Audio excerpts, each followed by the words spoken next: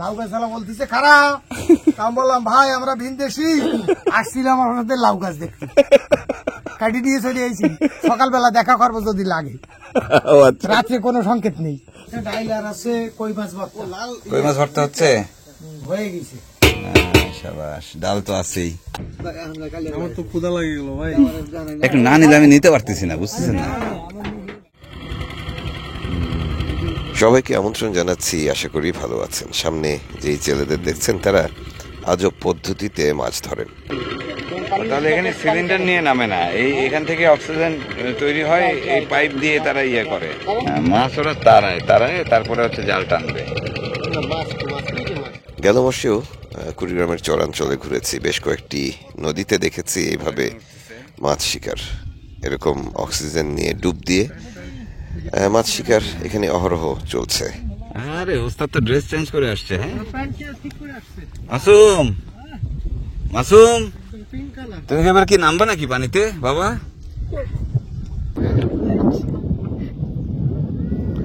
এই পদ্ধতিতে মাছ শিকার কে অবৈধ বলা যাবে না, তবে পরিবেশ সম্মত নয় আশা করি। কারণ হচ্ছে যে তারা পানিতে ডুব দিয়ে মাছের যে ঘরবাড়ি আছে সেগুলো লন্ডভন্ড করে দেন। যাক, কপাল খারাপ। ঠিক আছে, চলেন আমরা আগাই। ভাঙন ভাঙন ভাঙন, যেদিকে যাই নদী ভাঙন। ব্রহ্মপুত্রের আচরণটা এরকম, ভাঙতেই থাকে। এই মাসুম, মাসুম কি খবর তোমার? ভালো আছো? হ্যাঁ, তোমার নাম কি যেন ভুলে গেলাম। হাসান, হাসান, হাসান, ঠিক। মাসুম থাকো তাইলে, মাছ তো ধরতে পারলা না। হাসান তাহলে ভালো থাকো। সকালে আমরা রওনা দিয়েছি যাত্রাপুর থেকে, প্রথম আলোর চরে এসেছি, এখান থেকে আবার এখন রওনা দিয়ে সোজা চলে যাব আইরমারিতে। আইরমারি কুড়িগ্রামের উলিপুর উপজেলার একটি চর। আমাদের নাস্তা পর্ব চলে। নাজমুল আচ্ছা, কি খালাম্মা বানায় পাঠাইছে? এটাকে কি বলো তোমাদের এখানে? ভাপা তো বলি, আর এটা পুলি, দুধকুলি। নদীপথে বেশ লম্বা পথ পাড়ি দিচ্ছি, বেশ ভালো লাগছে। শীতের সকালে। হ্যাঁ, আমরা আছি ব্রহ্মপুত্রে। নাজমুলের মা পিঠা বানায় পাঠাইছেন সকালবেলা, পুলি পিঠা আর ভাপা পিঠা, ভেতরে খেজুরের গুড় দেওয়া, অসাধারণ, বলে বোঝানো যাবে না। আর দেয়া লাগবে না, পেট ভরে গেছে, পেট ভরে গেছে, রেখে দাও। দারুন দারুন হয়েছে। কি করলো? হ্যাঁ ভাই, সুন্দর হয়েছে। আমাকে উনি আরো বেশি দিছে, বেশি দিছে, কারণ বলতেছিল যে আর 2 পিস আছে আমরা শেষ করি। বিরাট দায়িত্ব তোমাদের। আমাকে দেখে মনে তার এমনই মনে হয়। হ্যাঁ, তোমার একটু স্বাস্থ্য এক পিস আছে, শেষ করে দাও। পুলি পিঠা দাও। এখানে আছে কি কি? দুধ আছে আর চালের গুঁড়া। চালের গুঁড়া, বাহ, থ্যাংক ইউ, অনেক ধন্যবাদ, অসাধারণ। এসব চরে কি আবাদ ইদানিং হচ্ছে না? হ্যাঁ ভাই, আসলে বিষয়টা হচ্ছে কি, এনজিও যখন আসলো কুড়িগ্রামে 10 বছর আগের কথাই বলি, বাদাম, ভুট্টা, বৃষ্টি কুমড়া, এগুলোতে কিন্তু তারাই নিজেই ইনিশিয়েটিভ নিয়ে কৃষকদেরকে শিখাইছে। যেমন হচ্ছে তিসি, হ্যাঁ, তারপরে হচ্ছে আপনার জব নামে একটা ভুট্টা একটা জাত আছে, তারপরে হচ্ছে কাউন বলি, সব আবার কিন্তু ওইখানে হয় না। আপনার মাঝে মেথি দেখলাম, মেথি এইগুলো কিন্তু কাইমে হয় না, কারণ এই ধরনের যে শুষ্ক আবহাওয়া লাগে, মানে ঠিক সেই পরিবেশটা এখানে আছে। ওই ফসলগুলো লংজিবিলিটি কম হওয়ার কারণে অল্প দিনই একটা আবাদ হয়। আচ্ছা আচ্ছা আচ্ছা। নতুন করে বন্যা হয় না, আর বন্যায় ক্ষতিগ্রস্ত হয় 2টা ফসল, একটি ধান আর ওপরটি হচ্ছে বাদাম এবং হচ্ছে তারপরে হচ্ছে আরেকটা পাট। অর্থকারী ফসল আছে যেটা প্রাকৃতিক ভাবে গড়ে ওঠে, আমরা সেটাকে বিন্না বলি।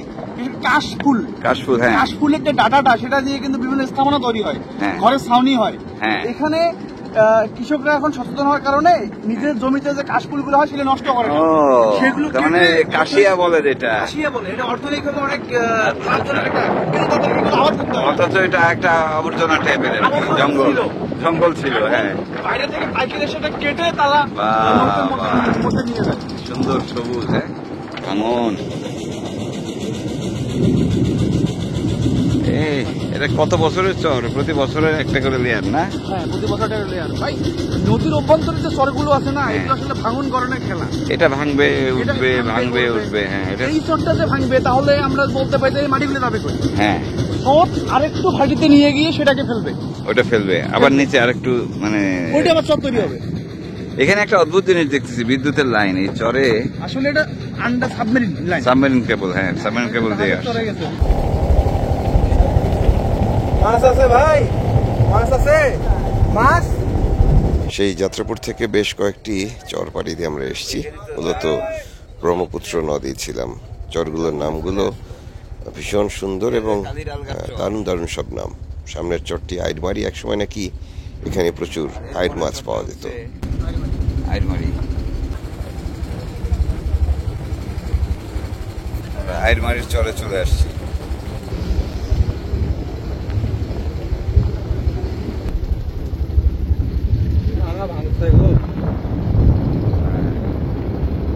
আমরা গেল পর এরকম ভাঙাই তো দেখে গেলাম না, আরো ভাঙছে তো। এই চরে মাসখানেক আগে এসেছিলাম, তখন পানি আর একটু বেশি ছিল, স্রোতও অনেক বেশি ছিল। সে কারণে যেটি দেখছি যে নদীর পানি কমার সাথে সাথে কিছুটা ভাঙন বেড়েছে।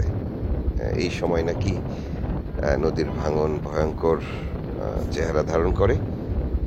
আমরা আশা করব যাতে এই মৌসুমে, এই বছর যাতে এই চরগুলো না ভাঙে, এমনিতেই ভেঙে একাকার। বলছিলাম অগ্রহায়ণ মাস, কৃষকরা ব্যস্ত ধান তোলা নিয়ে। আমরাও নেমে পড়েছি আইরমারির চরে। এই কয়দিন আগে যে অবস্থা দেখে গেলাম তার থেকেও আর একটু ভাঙছে। এই কয়দিনে আর এক লাইন ভেঙে গেছে, ভাঙা ভাঙা অবস্থা আর কি। বাদামের ক্ষেত, বাদাম এখনো ওঠেনি, কিন্তু লাল হয়ে গেছে কালার মোটামুটি। বাদাম হয়েছে কিন্তু এখনো ওঠেনি আর কি।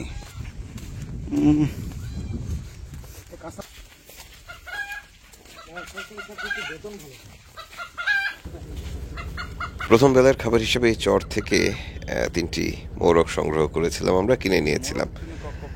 কিন্তু সেটি আমাদের ট্রলারে রান্না করার উপায় ছিল না, কারণ চুলায় ঝামেলা চলছে। আমরা শহীদুল ভাইকেই দায়িত্ব দিয়েছি রান্না করার। শহীদুল ভাই তো বাদাম তুলতেছে দেখি। হ্যাঁ, কেমন আছেন বেলায়েত ভাই? এই হচ্ছে আমাদের শহীদুল ভাই। হ্যাঁ ভাই ভালো।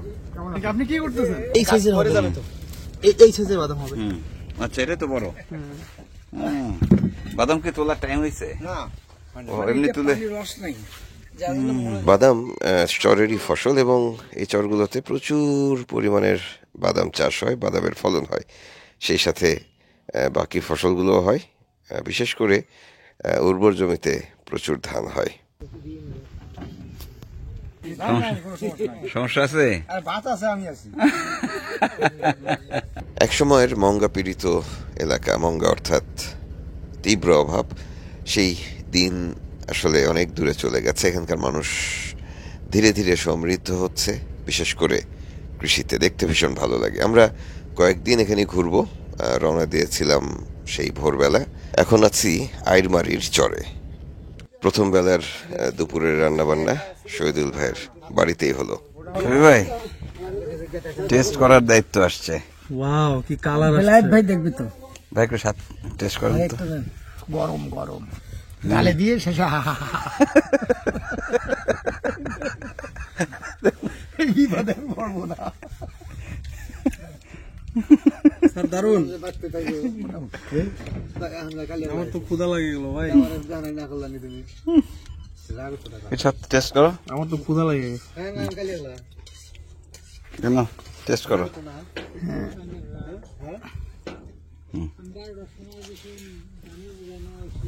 এবার যান একটু টেস্ট করেন তো, ঠিক আছে? না না আরে ঠিক আছে, কেন একটু কেন আমরা খাই একরকম, আপনারা কোন রকম খান? দেখেন আপনাদের মতো হয়েছে কিনা দেখেন, আমরা তো আপনাদের মতো খাইতে আসছি। ও ভাই আপনি খাবেন না? আপনি একটু নেন না, একটু না নিলে আমি নিতে পারতেছি না, বুঝতেছেন না? একটু গুড় লাগানো। ও ঝাল একটু বেশি খায়, আমরাও একটু ঝাল বেশি খাই। শীতকালে ঝাল বেশি না খাইলে কান গরম হবে না, আমি ধরতেছি, আপনি খান। দাঁড়ান দাঁড়ান দাঁড়ান, আমি নিজে আমারটা খাই, গলাটা খাই না, এটা ইয়ে হয়ে যাবে তো, আর একটু ইয়ে হলে। ঝোল কমলে লবণটা হ্যাঁ হ্যাঁ জাল হবে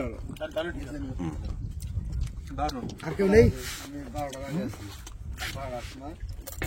ওই রান্না করে রান্না হচ্ছে। ও ভাই বাড়ির গোড়ায় বেগুন গাছ, এত জমি, তারপরে জমির কি অভাব? বেগুন গাছ কই রইছে? এইদিকে জমি থাকলে এই ধরনের মাটির অভাব, সব বালু, এই যে বালি সব, বুঝছেন? এই জায়গায় মাটিটা এঁটেল মাটি, যেটা কয়টা গাছ দেখছেন অবস্থা, যদি বেগুন ধরে এনারা খেয়ে শেষ করতে পারবে না,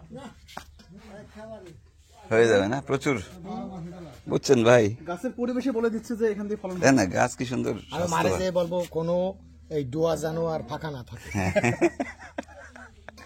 মার এখন থেকে ডিউটি হচ্ছে ডোয়ায় গাছ। সব জায়গায় গাছ লাগানো, আমি তো গাছ লাগাইতে লাগাইতে ওখানে জায়গা নাই, এবার বলবো ডোয়ায় লাগাও। হ্যাঁ এই যে মরিচ গাছও লাগাইছে, দেখছেন? একেবারেই অভাবের অঞ্চল হিসেবে পরিচিত এই অঞ্চলের সবচেয়ে বড় সমস্যা হচ্ছে নদী ভাঙন। সেখান থেকে বাঁচতে পারলেই এখানকার মানুষ একেবারেই সমৃদ্ধি অর্জন করতে। যাই হোক, আমরা নদী পাড়ি দিয়ে ব্রহ্মপুত্রের আরেক পাশে চলে যাচ্ছি, আমরা মাছ ধরতে বসবো। আমরা এখানে বড়শি ফেলানোর চেষ্টা করব, দেখা যাক। এই অঞ্চলে কেউ বড়শি দিয়ে মাছ ধরে না, তবে আমরা চেষ্টা করব। সত্যি বলতে মাছ ধরা বড় কথা নয়, কিছুটা সময় কাটানোই মূল উদ্দেশ্য। কি হয়েছে কি হয়েছে ভাই? হ্যাঁ আপনি আসার আগে গল্প দিলেন যে ভাই ওখানে আমার ছোট ভাইরা একেবারে বিশিষ্ট পণ্ডিত হয়ে গেছে, আপনি যা করবেন তাই হবে। হ্যাঁ। এসে দেখতেছি যে পণ্ডিত তো বাড়ির কাছে, উল্টো ট্রেনিং দিতে হচ্ছে আপনার ভাইকে। রাস্তা চিনাতে হচ্ছে, এইটা নদী কোন জায়গায় খাড়িয়েছে তাও আমার চিনাইতে হচ্ছে। এটা হইল খাড়ি কি জিনিস জিজ্ঞেস করেন তো? এই নাজমুল কি খাড়ি কি হচ্ছে না, নাজমুল বলুক। নদীর বাঘ, বাঘ, আচ্ছা কি ইয়ে কি ভাটির বাঘ, ওই ভাটির যে জায়গায় একটু মানে ইয়ে আছে, কোলা বলি আমরা এটাকে, কোলা? হ্যাঁ ভাই, কোলা ভাই পকেট আর কি ভাই, বাংলা কথায় পকেট। মাছ ধরা হবে আপনার এই ছোট ভাইদের হ্যাঁ আবার নতুন করে পড়াশোনায় ভর্তি করে দেন, এগুলো দিয়ে আর কাজ হবে না। এগুলো যা হয়েছে আমি আর বাংলায় বুঝে বলতে পারতেছি না ভাই, আমরা পুরো তুখোর হয়ে যাবো ভাই। ভালো সার পায়নি তারা, বুঝছেন? কি তো এটা কি বুঝতেছেন? স্রোত বেশি, হ্যাঁ স্রোত যেভাবে কমবে ভাবছিলাম, ইলেকট্রিক্যাল ইয়া থাকে, শক দিয়ে মাছ ধরে। এখানে আবার ওই যে কারেন্ট দিয়ে মাছ ধরে, হ্যাঁ ইলেকট্রিক শক দিয়ে এদিকে মাছ ধরার একটা ইয়ে আছে, যার কারণে এখানে মাছ থাকবে কোত্থেকে তাহলে? হ্যাঁ সেটাই। কয়েক ঘন্টা চেষ্টা করে ব্যর্থ হলাম, ফিরে আসলাম আইরমারিতে, বসলাম সেখানকার চায়ের দোকানে। কোনটা খেলবে? এই কত কত হয়েছে বাবা? কারা জিতছে? আমরা কয়টা জিতছি? 2টা। আমার হাত কি দিবা না? আমার হাত দিবা না তোমরা? ঠিক আছে, এবার আমি খেলি। নাইস, এই পকেট খেলাম ভাই। না আমাদের কুড়ি এত বেশি গেছে যে মাঠ আপনার ফাঁকা, এখন ফাঁকা মাঠে কল আসছে। সন্ধ্যা নেমেছে সেই অনেকক্ষণ আগে। ফেলছেন নাকি? আমাদের সামনে যে নদী আছে সেই নদীর পূর্ব দিক থেকে আজকের চাঁদটি উঠবে, আর একটু পরে চাঁদ উঠবে। আমরা অপেক্ষা করছি চাঁদ ওঠার। চায়ের দোকান থেকে ফিরে এসেছি আমাদের ট্রলারে, যে ট্রলারটিতে আমাদের অন্য সহযাত্রীরা রয়েছেন। তৌহিদ ভাই আছেন, তিনি এখনো মাছ ধরার চেষ্টা চালিয়ে যাচ্ছেন। দিয়া ফেলাইতে বললাম যাতে বসে না না ভাগে আর কি। ফ্রেশ বাদাম ভাই। আলু ভর্তা, ডাল। ও বাবা, খবর কি তোমার? আসো, একটা মাছ ধরাতে পারলা না সারাদিনে? কালকে ধরবো। হ্যাঁ, আলু ভর্তা, ডাল আর আছে কই মাছ ভর্তা। কই মাছ ভর্তা হচ্ছে? হয়ে গেছে। শাবাশ, ডাল তো আছেই। হ্যাঁ, সকালে সবজি যা আছে সব দিয়ে একটা খিচুড়ি হবে। ওকে ওকে ওকে ওকে। সবজি তো আছে মেলা রকম, বেগুনও দিবেন? সব সব সব যা আছে তা। তাহলে আশেপাশে একটু লাউটাও আছে, দেখেন, একটু চোখ ঘুরালে পাবেন উপরে চরে। কাটি নিয়ে আসি। না, রাতের বেলা আর খাইতেন না। চুলার সমস্যা ছিল, পরে সেই যাত্রাপুর থেকে চুলা বদলে আনা হয়েছে, রাতের রান্না হলো। চাচা করলেন রাতের খাবার, পরদিন সকালে রান্না করবেন আমাদের সর্দার। থেকে আসলেন আপনারা? আপনাদের খুঁজতেছি। আমরা যে কোন বাড়ি গেছিলাম দিনের বেলা চিনতে পারবো না। আমরা যে ভাই কোন বাড়ি গেছিলাম, আপনারা কি এটা? লাউ গাছ কোন বাড়ি আছে হ্যাঁ। এটা দিনের বেলায় আমরা যে লাউ দেখেছি ভাই, মাসকলাই দিয়ে রান্না হয়ে গেছে। ওই লোকটা ডেকে তুলেছি, কিন্তু মাসকলাই দিয়ে রান্না হয়ে গেছে। এইবার আমরা লাউ গাছ কোন সন্ধানে আছে তা আপনারা সেই সন্ধানে গেছি। তা আপনি- এই প্রথম কাটিছি এইটি, পরে কাটিছি এইটি। সকালে যে খিচুড়িটা হবে এই হবে ছোটটা দিয়ে, এটা দিয়ে ছোট বড়টা হচ্ছে দুপুর বেলা। মাছ দিয়ে খাবো আমরা। হিসাব করে এখন ওই লাউ গাছ আলা বলতেছে খারাপ। আমি বললাম ভাই আমরা ভিনদেশি, আসছিলাম আপনাদের লাউ গাছ দেখতে, কাটি দিয়ে চলে আইছি। সকালবেলা দেখা করবো যদি লাগে, ও আচ্ছা, রাত্রে কোনো সংকেত নেই। খাইতে হবে বৈরালি মাছ দিয়ে। তুমি আবার চুরি করলা? না, কি চুরি করলাম? ওই যে মালিক জিজ্ঞেস করেছে, হ্যাঁ, মালিক তো জিজ্ঞেস করেছে ভাই আপনারা কিন্তু ওই কারা? যে উপরে একজন সাক্ষী দাঁড়ানো আছে, ওই যে দেখেন, লাইট মারেন। ও হুজুর, আমার কথা বলেন না। সাত সকালে অবশ্য এই লাউ দুটির দাম দিয়ে দেওয়া হয়। সারাদিন যেমনই কাটুক, সন্ধ্যার পর থেকে আমাদের সুন্দর সময়ের শুরু হলো।